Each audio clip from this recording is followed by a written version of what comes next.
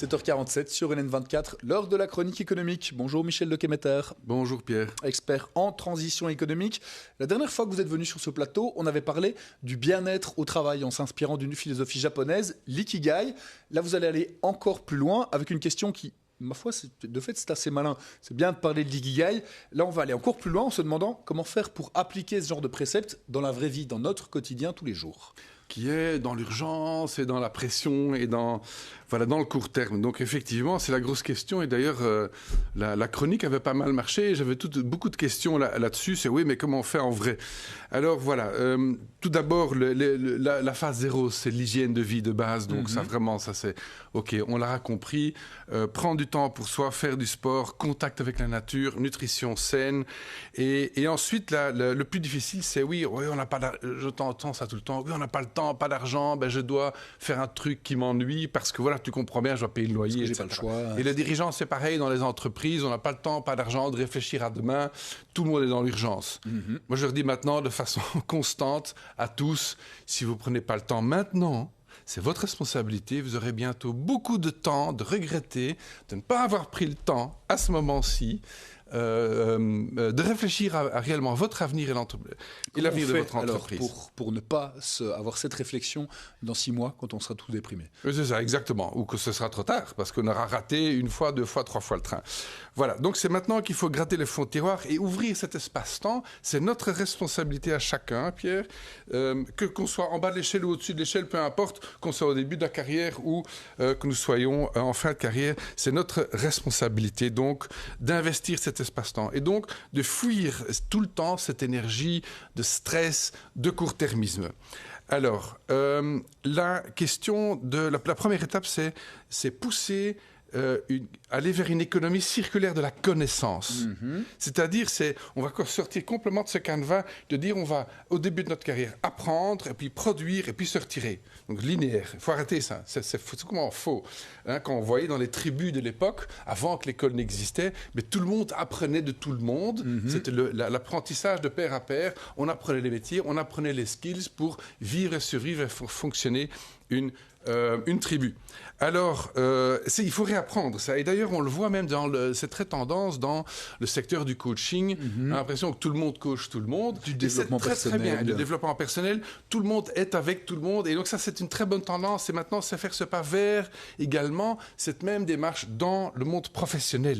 Si tout le monde pouvait apprendre de tout le monde, et même les plus âgés apprendre des plus jeunes, parce que nous avons beaucoup de choses à partager, qu'on aille vers une circularité et que même, et tu devines déjà une des prochaines chroniques, c'est qu'est-ce qu'on fait avec nos seniors.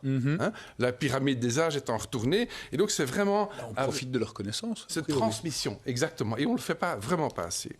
Alors, faire ce que vous aimez vraiment. Réfléchissez à qu'est-ce que vous aimez vraiment faire, ce que vous avez toujours voulu faire quand vous étiez enfant. Il faut retourner là. Et qu'est-ce que vous excellez faire dans les...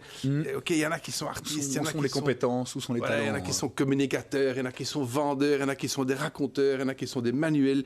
Tout est bon à prendre et oser plonger dans ce que vous avez toujours aimé.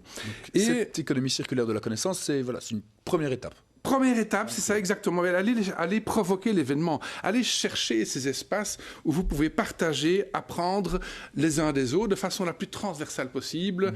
Allez oser aller voir. Il y a des groupes et des tribus partout maintenant. Donc, quand vous allez sur Internet, vous trouvez tout à portée de main. Donc, ça c'est vraiment la clé. Alors... Une deuxième possibilité, c'est qu'il faut aller justement dans les communautés, il faut trouver ces mentors, les gens qui ont besoin de ces talents.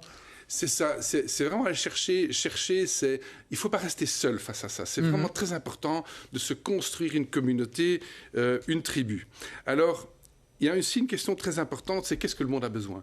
En fait, nous sommes aujourd'hui à la veille, à l'aube d'une décennie, Pierre, tu auras du travail, la plus rock'n'roll de l'histoire.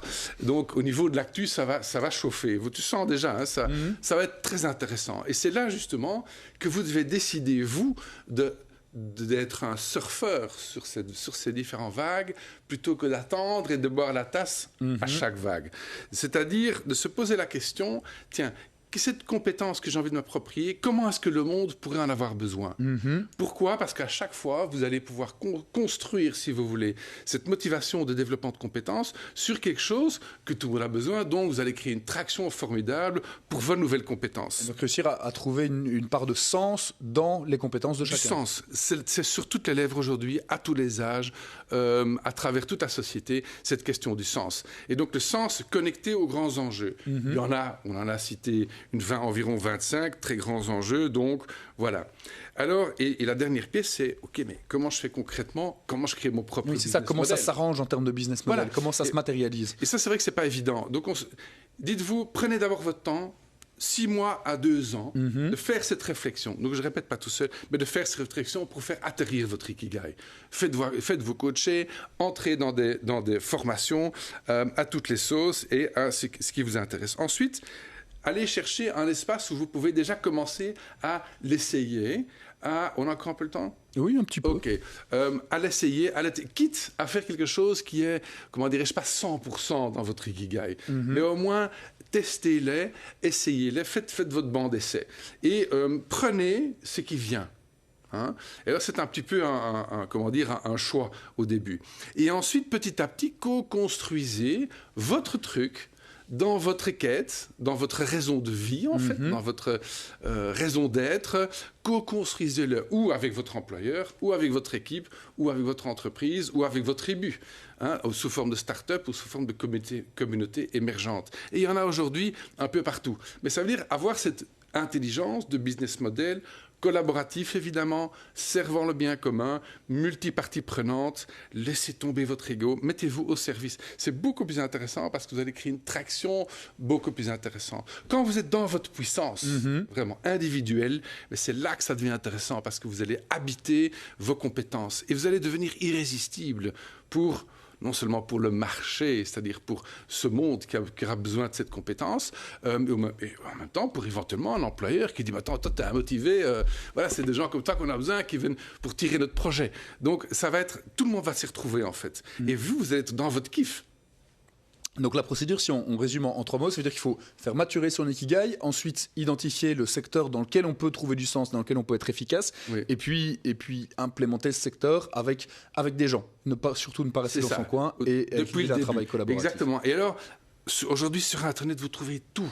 Il y a des formations en ligne, des tribus en ligne.